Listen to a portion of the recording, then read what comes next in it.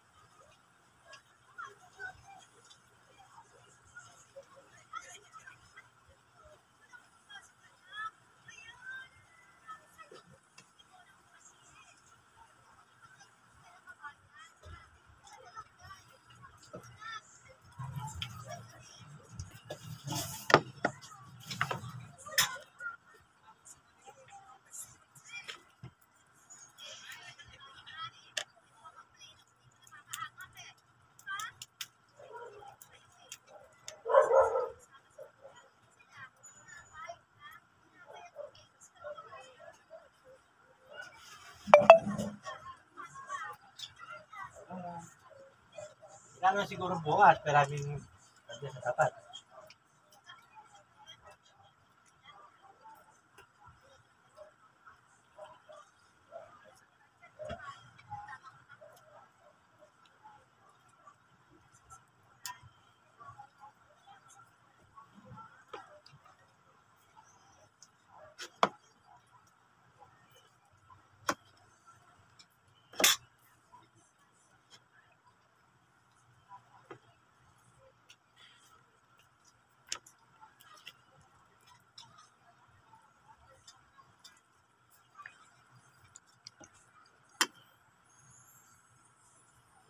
Oh, lumpia siyang iPhone.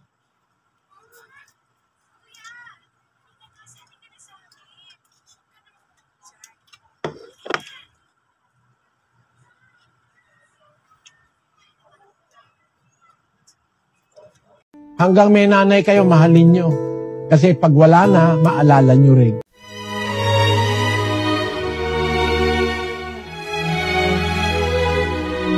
Trending na trending at fire na fire po ang pansit canton na ito. Ito talaga naman tinayo pa namin sa may Amoranto.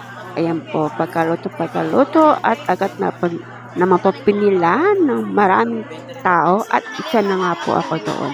Ayan si ate na po ang nagsasandaw ng napakasarap na pansit canton. Sa halagang 30 pesos lamang po niya, busog na busog ka na. Yan po yung gustong-gusto ko sa pagkakaluto ng pansit canton.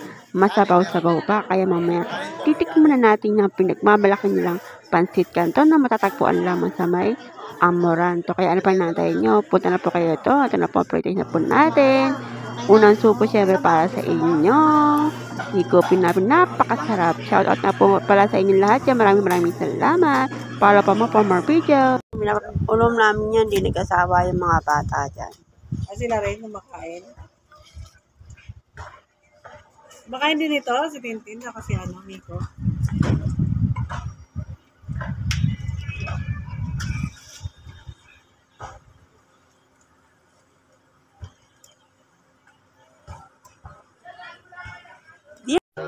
Tinitigan ko, nilapitan ko, hanggang sa may diwata na magdinat ko, nalas.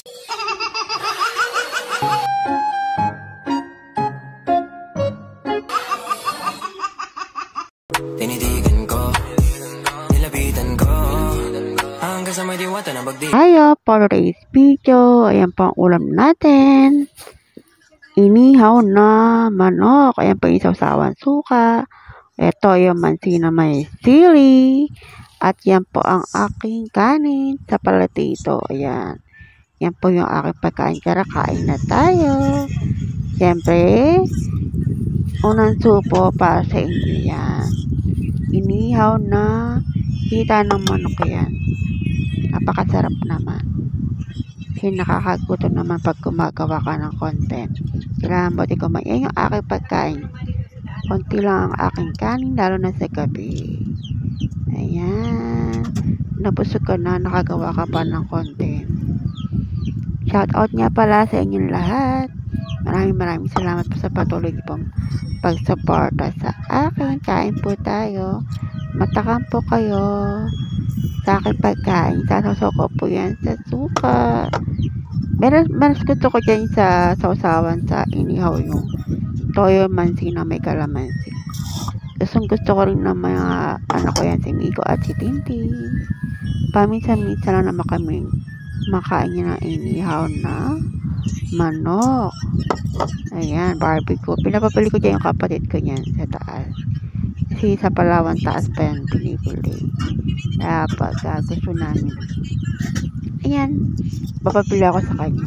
Bibigyan ko nga pala kayo ng tip. Kung gusto niyo pong dumami ang inyong mga views, subscriber, pati na rin yung revenue, palagi po kayo magka-upload ng short video. Gawin niyo lang po siyang 3 seconds para kahit may mag-comment, paulit-ulit po nape-play yung iyong video. Ang ginagawa ko dyan yung picture, kahit yung picture, gagawin kong video na 3 seconds, tapos lalagyan ko na lang ng music. Effective po yun. Kaya ugaliin mo po mag-upload palagi ng short video. Isang halimbawa ko po dyan yung kay Aquino na trending talaga. Yung picture niya na in-upload ko. Umabot na siya ngayon na 50,000 views. Meron po siyang share at comment, and then marami po siyang subscribe sa 100 plus, 176 yung na-subscribe sa akin. Minsan ang ginagawa ko, kung ano yung nakikita kong trending na topic sa Facebook, yun po yung nakuha ko po, tapos nine-edit ko lang, tapos i-upload ko na sa YouTube sa short. Yun. Makikita mo naman pagka magka-trending, mataas yung views niya. Kaya kung monetize ka na, makakatagtag ka sa iyong revenue at watch hour. Maraming salamat. God bless. Hindi ba pwedeng sa tabi na lang kita? Dito ka lang. Huwag mo kong iiwan. Dito ka lang.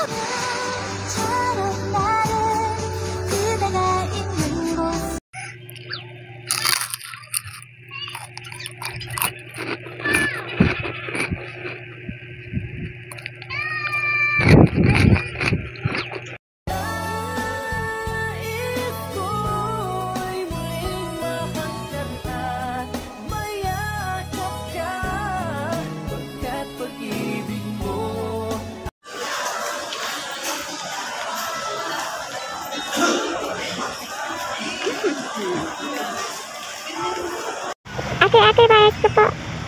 Ate, di tayo pinapasin niya ate. Bakit kaya? Tara, samahan niyo ako papuntang PCNC. Kukuha ako ng gamot doon. Sumakay muna ako ng tricycle. Papuntang SM. Doon ako papaba. Kasi doon yung sakayan. Papuntang PCNC. Malapit na po tayo. Ayan, bababa na po ako niyan. Ikalakad na po ako niyan. Ayan po ang aking may wagang kinelas. Siyempre, lakat-lakat na muna. Parang exercise. Doon makikita niyo po sa SM, North, EDSA. Lakarin po natin. Kasi sakay po natin yung jeep na UP Diliman.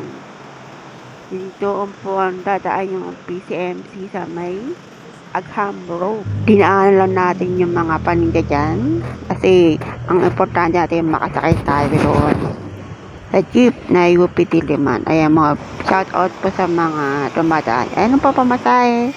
Nakahanda na para iaabot na lang doon sa conductor. 13 pesos po yung pamasahe. Ayan po yung SM.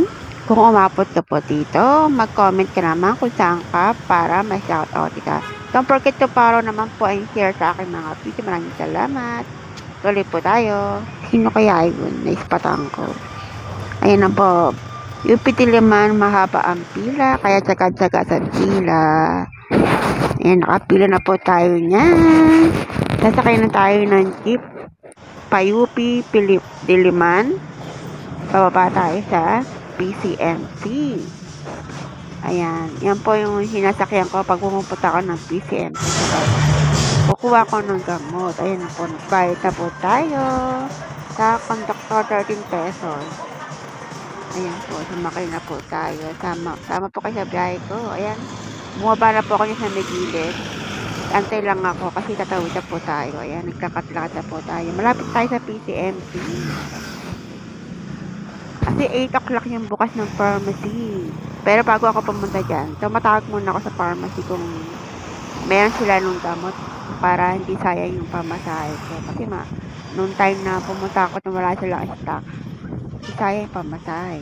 Kaya ang ginagawa ko, bago ako pumunta dyan, tumatawag muna ako sa pharmacy kung meron pa silang stock.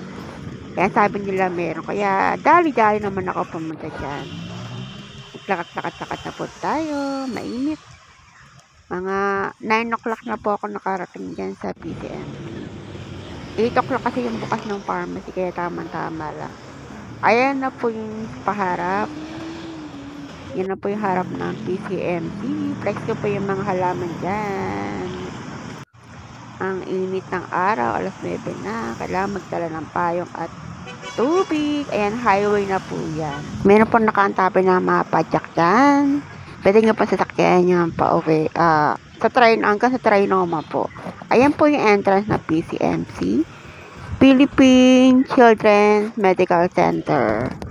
Ayan, papasok na po tayo sa entrance ng PCMC. Diyan po yung Malasakit Center. Sa mga hindi po nakakala kung saan po yung Malasakit Center, yan po yung Malasakit Center. Papas na po tayo dyan. Abangan nyo po ang part 2. Salamat.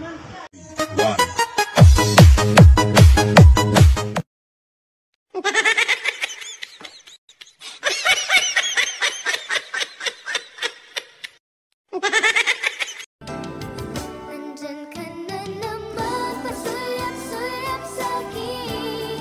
Lagi-lagi na lang paligaw-ligaw tingin. Ba't di mo subukan?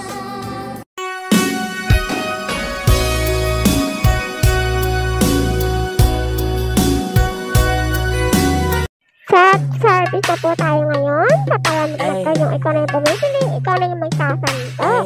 Ang prito niya ay melon, napakasarap naman po. Huwag kang magpahinga! Magtrabaho ka! Shout out kay Kuya. Ayan na yung tao. Almusal muna tayo ng tao. Pangatlong henerasyon na yan. Mula sa kanyang lolo, sa kanyang tatay, at ngayon, siya na ang nagmamanage ng taho nila. Sukay na kami dyan. Halagang 10 piso, makakabili ka na ng taho. Yan. Almusal na tayo. Komento ka lamang sa baba para ma-shoutout na makita. Sa susunod kong video, maraming salamat para pa more video. Know you're right